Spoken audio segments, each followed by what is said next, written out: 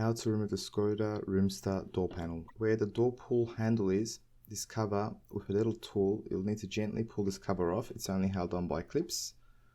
And then underneath this cover, there will be two, I believe, T30 Torx screws, one to the top and one to the bottom that you'll need to remove. And then to the bottom of the door panel, there are another two Torx screws. For the next part, what holds the door panel in place on the inside is a number of clips. Now these clips can break, and how we're going to remove the door panel out of place is you'll need to get in between the door panel and the door itself with a plastic tool, and either with your hands pull the bottom out first, or if you have a clip remover tool like this one, you can just go in there and then unclip. These clips can break, keep that in mind, and the idea is first, with a little bit of force, pull the bottom out, and then as you go upwards, you'll need to slide the door panel up to detach it from the window sill.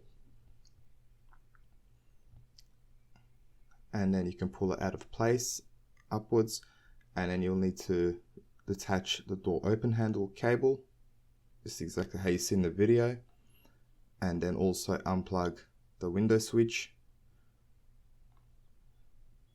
Just a tip, if there's any clips left on the door itself, I will get them and I will put them onto the door panel, as it makes refitting much easier. These are the clips that I'm talking about, these white ones. And if there's any left on the door, remove them and then put them onto the door panel.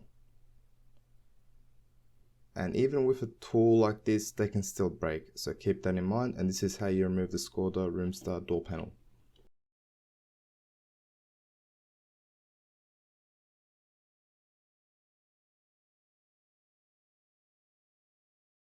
Please don't forget to like, comment and subscribe, and if you do want to support the channel more, you can always send a super thanks by clicking onto the button underneath the video. Any amount, even the bare minimum, is much appreciated.